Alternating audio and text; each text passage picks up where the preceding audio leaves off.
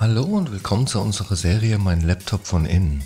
Hier möchte ich euch in einem schnellen Überblick zeigen, wie ihr den Akku tauscht und wie ihr an die wichtigsten Komponenten herankommt, wie SSD, RAM, Lüfter.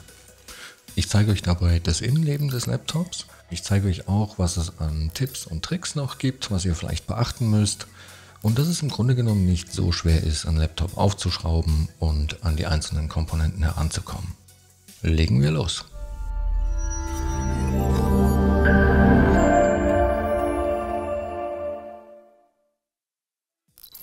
So, wir haben hier ein Lenovo IdeaPad und zwar ein 515 ALC05 und ich zeige euch auch gleich, wo ihr die genaue Modellnummer finden könnt. Aber zuallererst stellen wir sicher, dass das Laptop nicht mehr mit dem Ladekabel verbunden ist.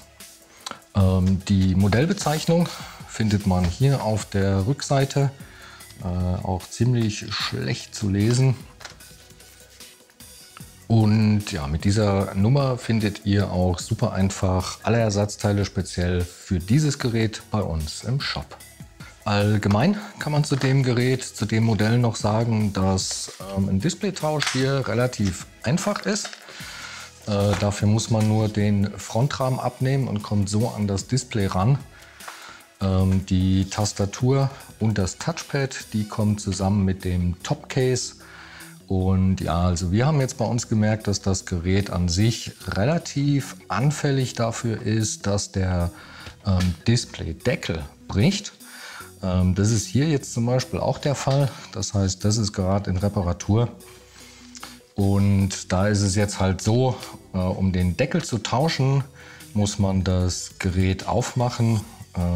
Das zeige ich euch nachher, aber auch nochmal die Scharniere abmachen. WLAN-Kabel und Display-Kabel. Wie gesagt, zeige ich euch nachher, wenn ich das Gerät auf habe. Und dann kann man quasi die komplette Einheit abnehmen. Und wie gesagt, das Display selber wird nur von dem Frontrahmen hier gehalten. Das heißt, ja, den kann man abziehen. Dann kommt das Display aus dem alten Deckel raus, wird in den neuen Deckel reingeklebt und dann mit der kompletten Einheit samt Frontrahmen wieder dran montiert. Aber ja, ich dachte, es wäre erwähnenswert, dass das schon relativ anfällig ist hier, dass der Deckel hier bricht. Kann man hier sehen. Und ja, alles andere, was ich hier zeige, ist aber ganz normal und betrifft alle Geräte. Um das Gerät jetzt zu öffnen, muss man zuallererst alle Schrauben lösen. Und zwar die und auch die 4 hier vorne.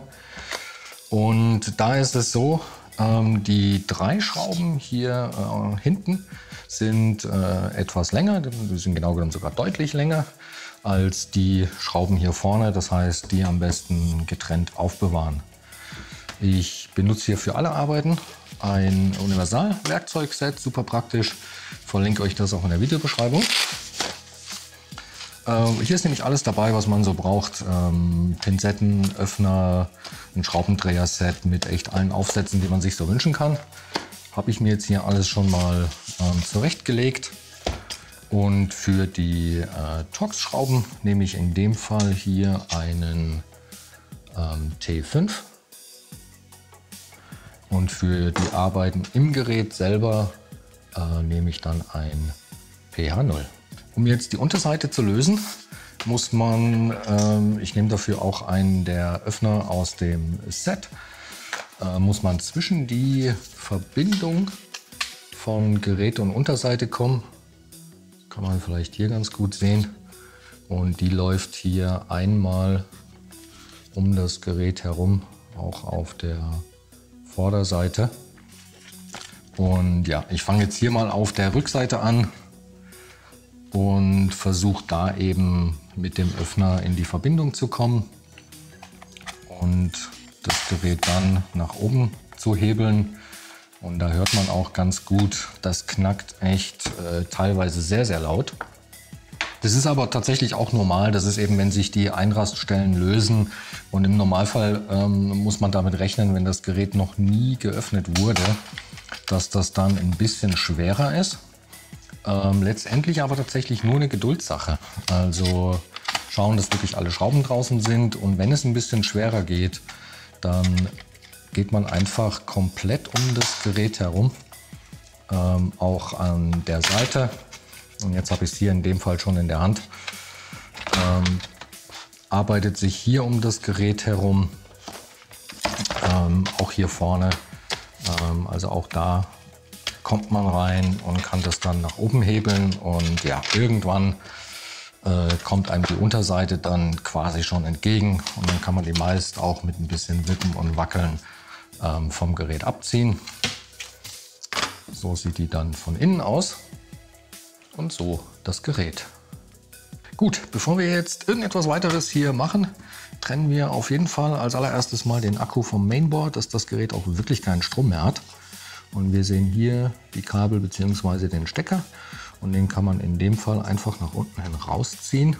Er hat so eine kleine Ausbuchtung auch hier dran und ja, und so ist man auf der sicheren Seite. Was man hier noch sehen kann, ist, es gibt keinen RAM, den man tauschen oder erweitern kann, sondern der RAM ist in dem Fall hier drunter, aber fest auf der Platine verlötet. Wir können hier die SSD sehen. Das ist in dem Fall eine verkürzte, da passt aber auch eine ganz normale längere rein oder ist vielleicht auch eine mit eingebaut. Dann sehen wir hier das WLAN-Modul mit den beiden Antennen. Hier sehen wir übrigens noch die CMOS-Batterie, die ist auch nur aufgeklebt, kann man tauschen. Die läuft hier an den Stecker, der auch einfach seitlich rausgezogen werden kann. Und dann genau kann man jetzt hier eben sehen, wie vorhin bei dem Display bzw. Deckel, man sieht hier die Schrauben vom Scharnier und direkt darunter sitzt das Displaykabel, also das muss man auf jeden Fall lösen.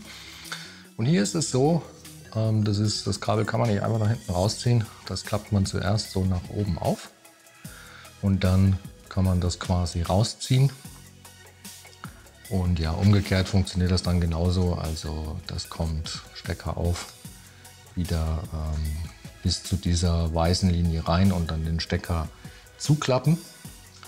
Das muss man also auf jeden Fall trennen. Und dann auf der anderen Seite genau das gleiche, das sind hier die beiden Schrauben vom Scharnier. Und ganz wichtig, man muss auf jeden Fall die WLAN-Antennen, die hier herumlaufen, auch lösen und hier vom Lüfter aus der Führung rausfädeln. Kann ich nachher auch noch mal ganz gut zeigen, wenn ich den Lüfter zeige. Genau, und dann kann man quasi den kompletten Displaydeckel, die komplette Einheit einfach abnehmen und dann eben tauschen. Gut, um den Akku auszubauen oder zu tauschen, muss man jeweils die Schrauben, die hier auch alle mit M2 beschriftet sind, rausnehmen.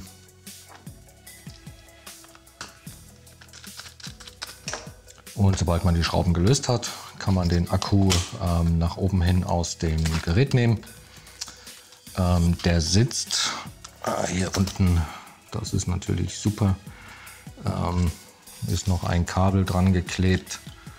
Das kommt jetzt in dem Fall von hier.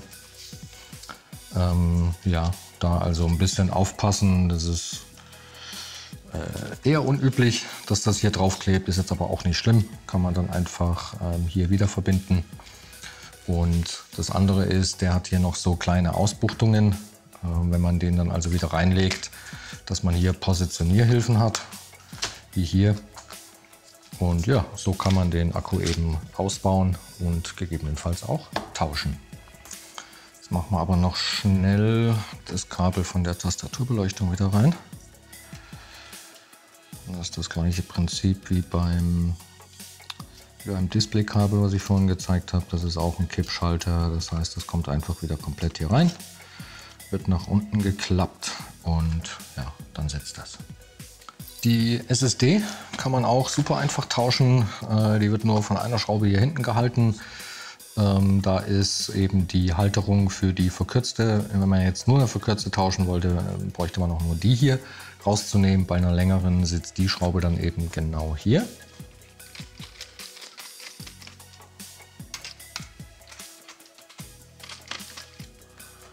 Und dann kann man das nach hinten hin aus dem Slot ziehen und eben tauschen. Und ja, bei einer verlängerten SSD dann kommt einfach die lange SSD eben hier hin und die kommt genauso in den Slot. Gibt es auch nur eine Richtung, kann man also nicht verkehrt rum einstecken. Dann wird das wieder ein bisschen nach unten gedrückt und verschraubt. Den Lüfter kann man bei dem Gerät auch einzeln tauschen. Hier ist es so, der wird von 3 Schrauben gehalten, wobei die beiden ein bisschen kürzer sind. Die ist ein bisschen länger, also auch hier einfach, man kann sich hier die schwarze merken, aber auf jeden Fall auch die einfach getrennt aufbewahren. Und wir sehen hier das Lüfterkabel. In dem Fall schraube ich den jetzt aber erstmal los.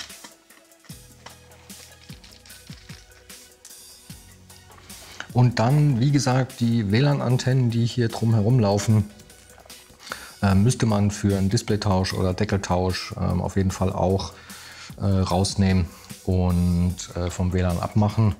Und im Normalfall ist es so, wenn man jetzt nur den Lüfter tauschen will, wenn man super vorsichtig ist, dann kann man die hier rausfädeln, ohne die vom WLAN-Modul abzuziehen.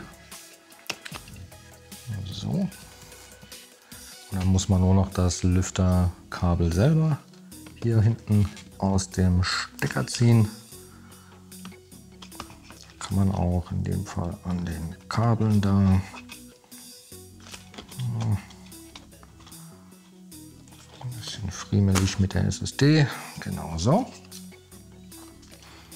Und ja, so kann man dann den Lüfter auch wieder tauschen. Und ich zeige euch jetzt auch gleich, wie das mit den WLAN-Kabeln hier funktioniert, wenn die mal abspringen.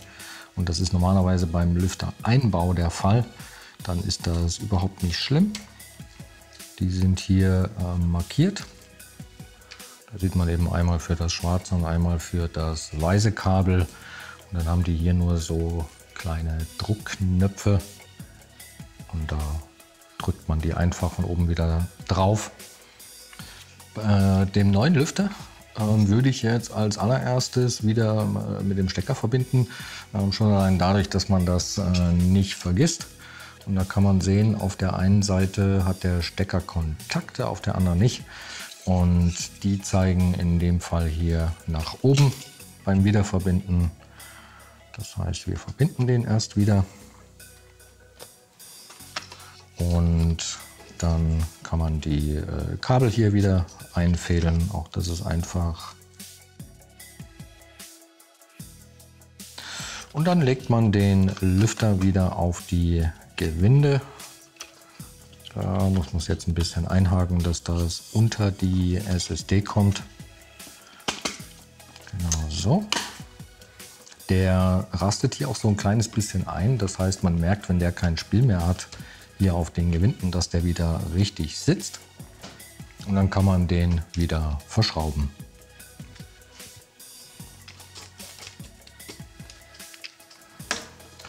Genau, und dann am Ende eben nicht vergessen, die WLAN-Kabel wieder zu verbinden, sollten sich die gelöst haben, was sehr wahrscheinlich der Fall sein wird. Und ja, das ist einfach nur eine Geduldsfrage. Wie gesagt, einmal oben drauflegen und dann draufstecken. So, den Akku legt man jetzt einfach wieder von oben in das Gerät, wie beim Ausbau schon erwähnt, auf die, am besten auf die Positionierungshilfen hier. Und hier, dann fällt der exakt drauf. Das Kabel hier, das kann ein bisschen friemelig sein. Da ist es manchmal ratsam, das quasi schon so ein bisschen vorzupositionieren, ohne den ganz rein zu stecken. Und dann kann man den wieder verschrauben.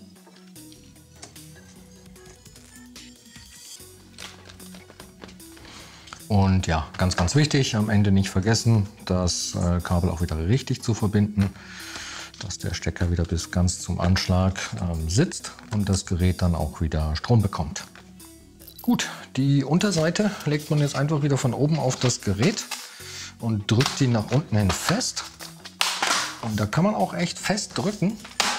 Da sind überall Einraststellen, auch in der Mitte. Und ja, ich gehe dann am Ende noch einmal um das Gerät herum, schaue, dass nirgendwo mehr eine Öffnung zu sehen ist, bis auf die kaputte Stelle hier natürlich. Und Genau, dann muss man nur noch wieder alles verschrauben und ja, hat das ratzfatz erledigt. So, ich hoffe, das Video hat euch weitergeholfen. Wenn ihr noch Fragen oder auch Anregungen habt, lasst uns gerne einen Kommentar da. Und dann wünsche ich euch viel Spaß beim Schrauben. Bis zum nächsten Mal. Ciao.